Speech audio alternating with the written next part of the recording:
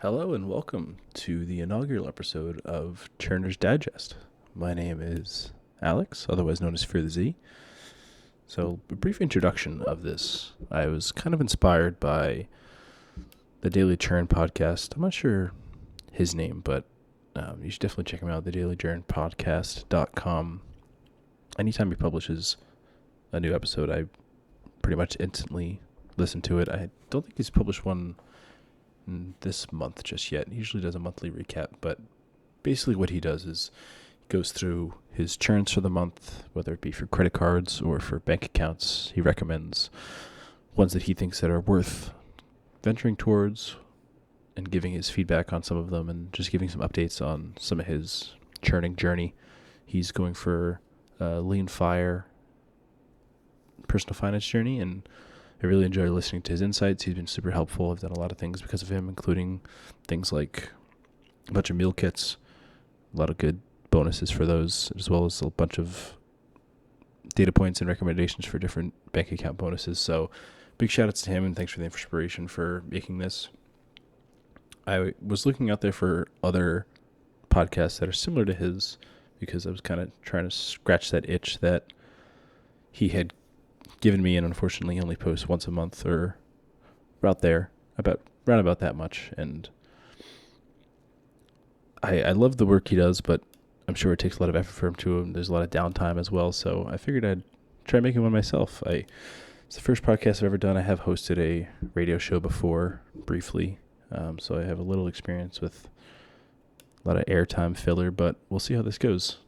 As the description of the podcast says, this will be a place for me to share updates and happenings in the churning space. And I'm using the term churning pretty loosely. If you go to our churning, people will, I don't think this podcast would do especially well there. But this is more for updates on the churning space, such as bank updates like big APY bumps or some fintech updates, some sign-up bonuses, whether it be for bank accounts or credit cards that I think are worth looking at or that I've looked into or that I'm going for, or just some other topics related to the personal finance sphere. I've been on this journey pretty steady for probably around a year, a little over a year. Definitely 2022, I delved into it a little bit deeper, and I think I've garnered enough knowledge to share it a little bit. I'm definitely by no means an expert. I'm definitely learning along the ways, and would love to hear feedback from anybody. So without further ado, we can step into our first topics here. One final note, I will be writing sort of a written companion for these posts, again, kind of stolen from the Daily Churn podcast. Just kind of a supplementary material with some links, some further information, some further readings. If you don't want to listen to a podcast, you can just check out the details. I'll put it on my website, fearthez.wordpress.com, as well as the Simple Finances personal finance blog, which is blog.simplefinances.net/fearthez. So the first topic I'll discuss is one that was pretty sad to hear, was the shutting down of Percents. So if you don't know what Percents is, or allyourcardsin1.com, it was a Curve alternative. If you're not sure what Curve is, these are solutions, these are products that are trying to solve the issue of having to juggle all your different credit cards. I'm someone who has like 18 different credit cards, I think, at this point. And can be difficult sometimes to remember, which rotating categories are for this month for my Discover card or for my Chase card. What Bank of America boost is going to give me best for certain transactions. And what this card allowed you to do was for particular types of transactions, such as dining or grocery shopping, it allowed you to set up specific rules for those categories and have particular cards be chosen to charge. So it was a kind of a one card for all sort of thing, hence all your cards in one. They, unlike Curve, have support for MasterCard, Visa, and Discover credit cards and all debit cards, while Curve only supports MasterCard and MasterCard and Discover credit cards, but again, all debit cards. So Percents did at one point support Amex, but had recently stopped supporting them. And then of late, I think within the past week, they had shut down their open beta, and there's a representative named Ben who frequents the Simple Finance Discord, and he was chiming in and saying, oh, we weren't going to shut down. We're just closing off the beta. Some business partner wasn't too happy with the extent that the beta had gone to. And then I think within a week or two, we received the email saying that Percents was shutting down effective 6 days from the email coming out, which is actually tomorrow. So rip Percents. I think total speculation, this isn't based on anything, but I personally think that the reason why it's going to the wayside is probably something to do with Visa. I know that Curve's been having a hard time getting Visa support. They've been available in the US for I think over a year now. And they do have in Europe support for Visa and debit, but they don't have Visa support just yet. Or excuse me. In Europe, they have support for Visa and MasterCard, but in US, they don't have support for Visa just yet. So I'm thinking that Visa is giving a hard time to Curve, and maybe Percents wasn't exactly very forthright with what they were doing, and when Visa caught a whiff of it, they kind of sent them a cease and desist. But again, that's total speculation. I don't know what's happening in the inner workings of Percents, but I know that they had to quickly close down ship, and we haven't heard from Ben since then in the personal finance Discord, or the Simple Finance Discord, excuse me. So that's unfortunately gone, but thankfully I still have Curve. One note on Curve, someone in the Simple Finance Discord did mention that their significant other applied for Curve just recently, and in the application they mentioned that Curve was offering a metal card, and many people, including myself, in that Simple Finance Discord took it upon themselves to message support and be like, hey, so I heard that there's a metal card lying around. Could we get one of those? And lo and behold, we have been told that they've been mailed to us. So if you do have Curve and care about credit cards being metal, or you care about having unique designs on your cards, that's an opportunity. You can message support. It did take some convincing. I did send a screenshot of someone else getting approval that was provided in the Simple Finance Discord. I was initially told no, but then I was like pretty pleased, and they gave it to me. So shout out to the Simple Finance Discord for helping me out there. After Curve, we have Iconic. This was a debit card that I opened up pretty off the whim. I have a habit of opening up many accounts. I have on my blog a post of all the different card images that I have, including scans as well as Apple Wallet image rips, just kind of for, I don't know, collecting purposes. It's my Pokemon collection. Leave me alone. But this one I never really got to use. They bragged about like a 2.3% cash back on their debit card across everything. I don't really know how it worked. I never really dove into it. I think I have like a couple of dollars with them. But they're shutting down, also effective tomorrow. They were heyiconic.com. I never really got much use out of it. They've been emailing me nonstop to take the money out of the account. But honestly, I don't even remember what my password was. So I'm just going to have them mail me a check. They keep telling you to log in and remove your funds, but in the fine print it says if you don't do anything, we'll just mail you a check. So I'm just going to do that. If you're in a similar boat, don't worry about it. They'll just mail you a check. Moving on from Iconic, something that happened recently. Since this is the first episode, I'm just kind of hodgepodging it from things that have happened in the past couple weeks. But for some people who are familiar with Enzo, it's another fintech that's offering extremely competitive interest rates on their checking account, as well as offering 1% back on some select merchants on their debit card, including PayPal. The interesting tidbit there that we found was PayPal offers something called PayPal Bill Pay, which allows you to pay for certain bills like utility bills and even credit card bills through their UI, and it allows you to actually choose a debit card on some occasions. And some people found that PayPal Bill Pay worked with Enzo's debit card, and it was awarded the 1% cash back. Recently, there was a change to how Enzo was accurately flagging those transactions. In addition to the PayPal transactions, there was also, you can pay your Citi credit cards over the phone with a debit card. And with that, it also earned 1% with the Enzo debit card, but that has recently been rescinded. I believe there's been a change to, I think, the way that Enzo is processing the transactions in terms of the Citi card paying over the phone. I believe that those are showing up as cash transfers and not actual purchases. And obviously, the way that Enzo was funding these rewards were from the interchange that the debit card was earning. I'll try and find a link to show the tables of interchange that are charged. If you're a bank that has less than some upper limit of assets, you get to charge a higher interchange. There was recently a law that capped the interchange for certain debit cards, but there is a carve out for debit cards issued by banks that are smaller. And Enzo, I think, was capitalizing on that.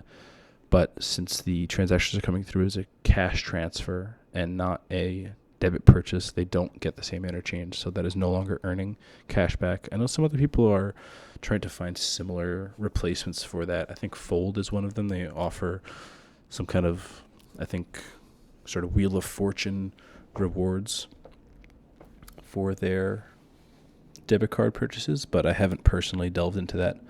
I kind of got sick and tired of PayPal Bill Pay just not sending my bill or charging my checking account or what have you, so I kind of let up on that venture. But that's Enzo. That's at joinenzo.com. I really enjoy that product. I use that as my backup savings account in addition to Juno, which offers 5% up to 25K and then 4% on the rest. So anything over 25K, I kind of just shove into Enzo. And then I also have Enzo's grandfathered rent cashback, which will be expiring, I think, in June or July. So I'll be milking that until that's over. But now that I mentioned Juno, I can briefly talk about some updates there. They recently just went through a transition and they changed their crypto partner. So they had a pretty long downtime of their crypto options, and now they're finally back. And I just received a offer for a 10K JCOIN, 10,000 JCOIN promotion, where all you have to do is just purchase $50 of any crypto on Juno's platform. I chose USD coin or USDC because it's quote unquote stable. I've got burned by that in the past, so nothing in crypto is stable, but you just have to purchase it once. You can sell it immediately. There's no holding period. I messaged support and confirmed that, as well as confirmed that you can use USDC. Just made a $50 purchase, and I should be getting a 10,000 JCOIN airdrop coming. I think it's the 28th, they said it'll come by. So that's a pretty easy one. I'm not sure if it's... I take that back. It is targeted. You did have to not purchase anything of crypto, I believe, since like January 5th or something. But if you were offered that, it's a pretty easy 10K JCOIN. But something you might think, what the hell am I going to do with this JCOIN? And they did just do the introductory offer for gift cards. And I thought it was incredibly interesting. The way that they're going about this gift cards is very convoluted. You have to first unlock the ability to redeem gift cards with a 15,000 JCOIN purchase to unlock your ability to purchase gift cards. And then your first gift card's free. So essentially your first gift card's 15,000. And then your next one's $10 for 5K JCOIN, $15 for 10K JCOIN, $20 for 20 JCOIN, and then it continues. Then there's extra levels which have better earn rates, and then there's cooldown timers. I haven't even delved into it. I don't have enough to even get to level 2 yet. And I, along with other people in the Simple Finance Discord, felt that this is very clearly targeting towards the people who have this enormous allotment of JCOIN. I mean, I'm almost at 100,000 and I can't even redeem for level 2. I've been using Juno as my main bank for a couple months now, and I've been using them otherwise for cashback here and there. And I just think it's kind of ridiculous that these things are valued so highly.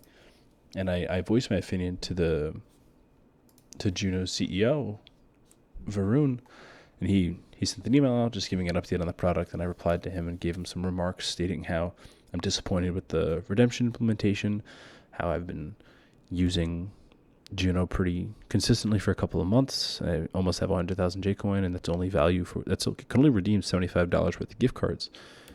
And how I feel that the current gift card offering is only targeting the upper 1% of JCOIN balance users. And he did get back to me with kind of a boilerplate, nothing burger. Thanks for taking the time to write such pointed feedback. We want to make gift cards valuable and accessible to everyone, not only the top 1%. I have shared your feedback for the team. We're working on improving the entire gift card experience. I don't expect to see any change, but hey, it was nice of him to reply back to me. So that's a little update on Juno. Some other thing I've been working through is Oxygen. So if you're not familiar with Oxygen, they offer a couple different banking products. They're all checking account tied to a debit card, but specifically they offer some unique rewards, one being $1 off any fast food or really restaurant purchase. I use that if I purchase, like, say, under $15, because they usually earn around 5.5-6% on my dining purchases. So if I'm buying a coffee, I'll toss it on my Oxygen card and get $1 back. What was interesting, however, is I received my 1099 from Oxygen, and they are claiming that I earned $619.98 in interest, which is absurd. I went through and I counted everything that I did purchase, and I'll give a link to the exact breakdown, but I added up to $428 that things I could be considered as interest. I included things like the annual fee reimbursement for my debit card, which I was given through a sign-up bonus that I got from transferring over from Point, a $100 referral bonus that I got again from switching over from Point, as well as an extra $10 referral bonus, two $15.49 Netflix reimbursements, and then like almost $100 worth of just cash back. And then the only actual interest I earned was $2.02. So adding all that up still has a missing around $200 that they just kind of poofed into thin air. I don't exactly know what happened. So I've reached out to them, gave them a call, and they told me they'd get back to me. They never got back to me. I gave them a call back, and they told me, oh, you had to send us your 1099, which they didn't ask for, so I sent it in. Then they told me that they would get back to me, but I was initially told that it looks like that number is incorrect. That $619.98 on the 1099 that they already mailed me was wrong. So I got back an email today stating that, in fact, the $619.98 was incorrect, and my actual interest that I earned in the year was $140.87. Now, I have a breakdown of everything that I did earn. I'm not able to add up to $140.87, but I'm just going to take their word for it. It's a lot better than $619. They are going to be emailing me a new 1099 int. I suggest if anyone else is also using Oxygen and had a seemingly high interest earned for the year, or hell, even if you don't, I think that it's worth reaching out to them and be like, hey, can you confirm that my 1099 int is accurate? One thing to note is they might not ask for it, but I would send them your 1099 anyway. They do have an email that you're able to correspond with, and I would shoot them the email just with your attached 1099. Give them a call. It does take about a half hour to actually get through to a representative, but just let them know, hey, calling to check in on my 1099 int. I think it might be inaccurate. I emailed it over to your support email. Could you take a look? Unfortunately, they're not great at getting back to you, so if you don't hear back in probably 5 business days, I would give them another call. The first time I reached out to them, they didn't follow up, and I had to call them again to get them to respond. And then after the 3 business days they quoted me, they finally did reply on the 3rd time. So just keep pestering and they'll eventually get back to you, but it's definitely something I suggest you doing if you do have an Oxygen account. I think that if you do have correct itinerary of everything that you did earn in the year and you do report under what your 1099 says, your chances of getting audited are very low, but you do have the ability to quote what you did earn. Obviously, I'm not a tax professional and this isn't tax advice, but that's what I probably would have done if they didn't reach back out to me. So just some words for the wise. And then finally, just a couple other things I wanted to touch on. Some interesting changes that Chase made is previously a credit limit increase would result in a hard pull, and now it doesn't. So that's always a plus. I know a lot of people like to see if they can bump their credit limit up. Helps with utilization, helps you with some headroom if you need it for a large purchase. So that's good to hear. Something I never got into and I was considering, but I'm not really in the Apple ecosystem, was a Paceline credit card, but it looks like they had just shut down recently. Unfortunately, those people that did sign up for the card, the way that the sign-up bonus worked was they would give you enough to reimburse you for an Apple Wallet, an Apple Watch, if you continued to meet their exercise goals. But the way that worked was you'd have to meet it every month, and then every month they'd give you a statement credit back, and then at the end of the sign-up bonus, you would have accumulated enough statement credits to pay off that Apple Wallet purchase. Apple Card. Apple Watch. But unfortunately, it seems like now that the Paceline card is shut down, it's kind of a gray area whether they will pay you out for the remainder of your sign-up bonus to pay off your Apple Watch, or if you're kind of going to be SOL on that. So there's some conflicting things I read in the FAQ. One section says that it'll just end on 3/31 and you won't be receiving any more promotions. And then there's another one that says you'll be paid out. So I'm curious to see how they act on that. Another conversation I was seeing on Doctor of Credit and some that I saw on Reddit were CapOne sending out 1099s for the Venture X card. Specifically, some people were quoting that the 1099s they were receiving for their Venture X, 1099 MISCs, were including the $300 statement credit that they got for the travel portal, which is incorrect. That is not taxable income. It has not been on anybody's 1099 MISC that I've seen. Some things that are being reported, it looks like, are obviously referrals. So those are valued at like $250, and I think like 7.5 cents, something like that. I don't know where they get that number from. It's something to do with how the rewards can be redeemed for points, so it's valued a little bit higher than $1. Something else that's not being counted is the $200 Airbnb credit. That also shouldn't be counted. But something that is being counted, it looks like, is global entry credit, and I'm not sure if that's the same for other cards. I don't think it is. When I got my global entry credit from my Bank of America premium rewards, I don't believe I got a 1099 MISC from them.